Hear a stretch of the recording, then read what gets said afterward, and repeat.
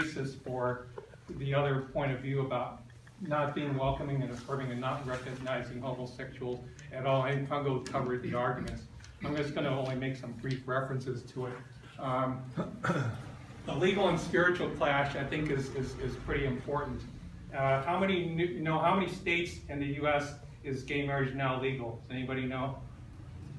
It's 50, all 50. And in 2003, how many states gay marriage was legal in? Zero. So you come and in between that time, homosexuals are now a protected minority. There's rights, having separate bathrooms for LGBTQ. I mean, it's all these things I think are creating tension among the more conservative, political and Christian people. Okay, so looking at the Bible, I mean, there's certain sins. Looking at the 10 Commandments and 7 deadly sins, that's kind of my list of what God doesn't want you to do. And the only things that I see are prohibited by law would be like murder, stealing, false testimony, of course, unless you're the president. Hey, I'm a Republican. Yeah, it is what it is. But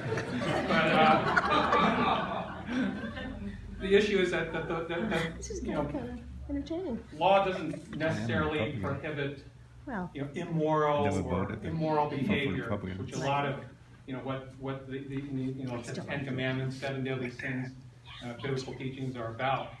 But when you look at homosexuality, it's like, well, the law doesn't prohibit it, but the law is now promoting it, so that people are, it kind of puts the other side on the defensive. And as far as why is this such a big deal?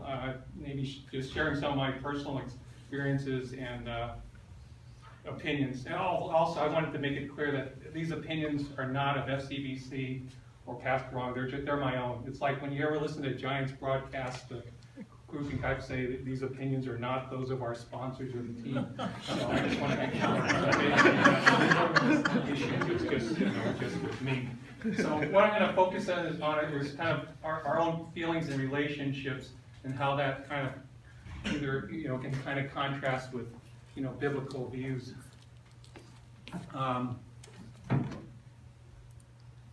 Here's all the Bible verses that Pungo's gone over. There's quite a bit. I mean, I have Christian friends that say that they go by it's in the Bible. You can't pick and choose what you believe in just to suit your own opinions, and that's a big issue. And Pungo's addressed some of the arguments against not the literal interpretation.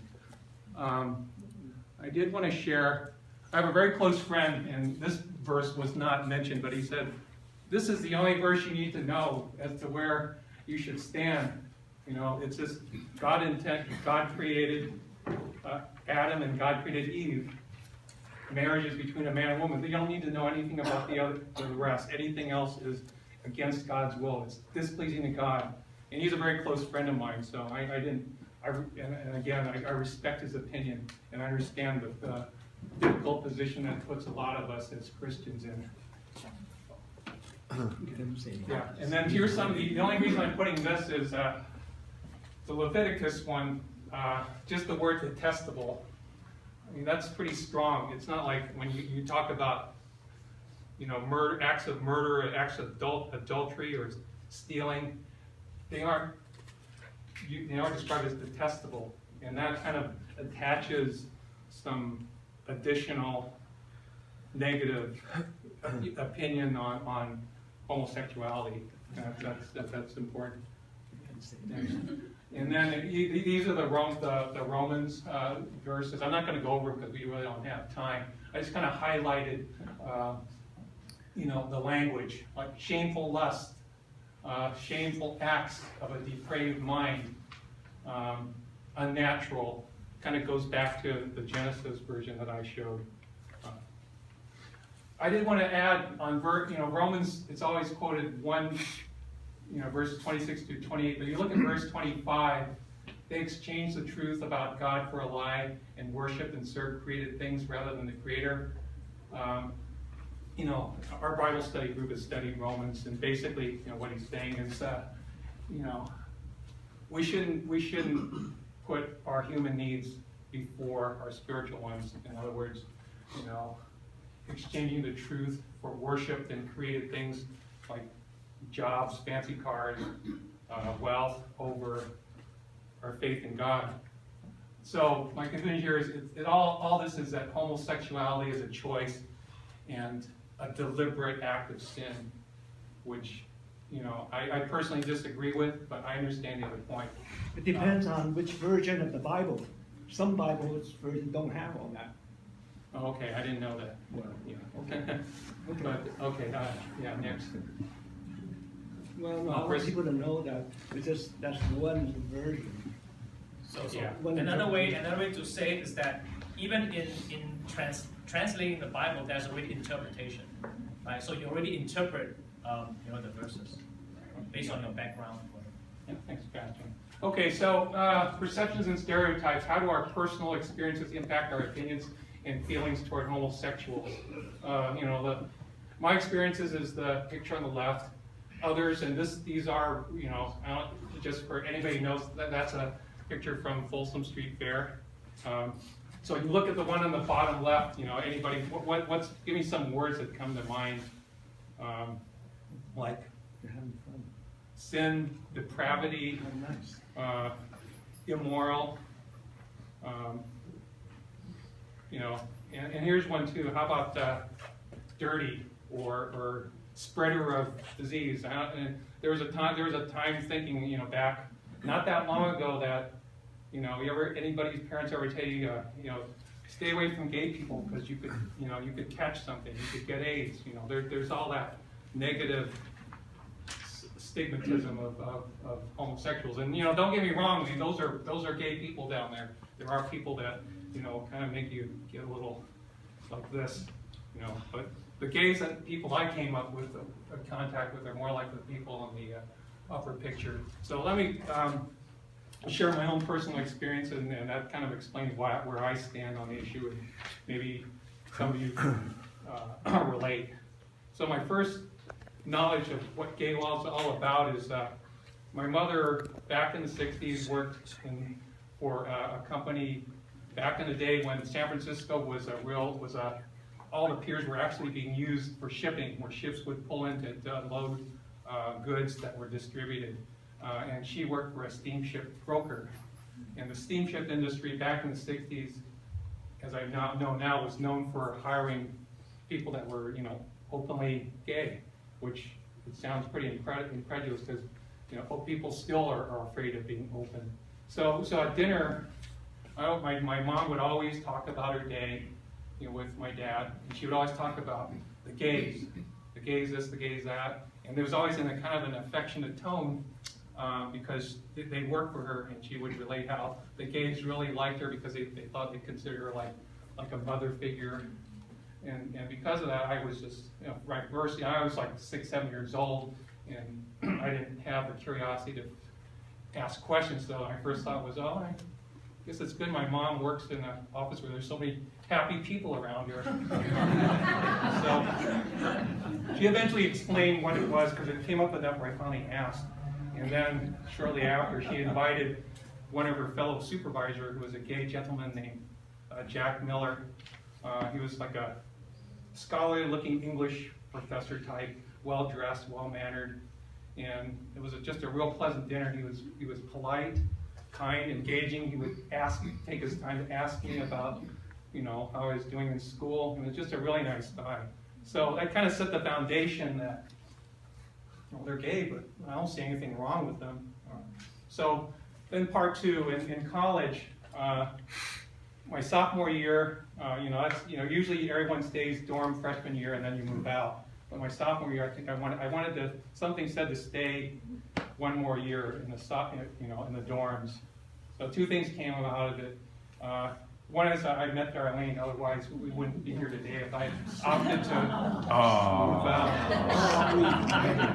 And the second is I got assigned a roommate at random because all my other friends wanted to live in apartments. So he was this kid named Steve Holland. I use his name because I try to Google him, and there's like 1,000 Steve Hollands. So I don't think him finding out that I'm sharing some personal information. So he's a Southern California kid, you know, one nice family, and you know, good-looking kid. He's like, you know, your typical jock, homecoming, prom king, that type. And I don't know if anybody remember kind of a heartthrob actor from the age named Hart Bachner. Probably not, but he was a good-looking kid. Before my time. Yeah. So I was a little nervous. You know, this Southern California kid, popular, is probably gonna want to party all the time and have girls over, and I won't be able to sleep, or you know. And shortly after, it just wasn't the case at all. We just real nice guy, bonded. He wasn't that into sports. It's all sounding like stereotypes that I'm not making this up. He liked eclectic music. You know, he got me into David Bowie. That was his guy. You know, we went out to, you know, had a car, so we went out to, instead of the pizza, you know, brew pub, you know, you take me to these like European cuisine places, you know, with, you know, just a little, you know, different, but you know, he was a good listener, and you know, talked to him about anything, got real close, and I know, you know, he was a good-looking kid, so you know, girls would be coming all the time, making excuses, and you say, I need to just stay around, I'm gonna borrow his notes, I want to talk to him about something. It was obvious they're all pretty. However, Girls. Yeah, I'll get to that. You know, and soon I got to be known as Steve's roommate. I can't tell you how many girls came by and would say, "Oh, you're Steve's here's roommate. the however. You're Steve's roommate. Your roommate's cute." I even got that from a girl I was dating. So you know. Then he moved out.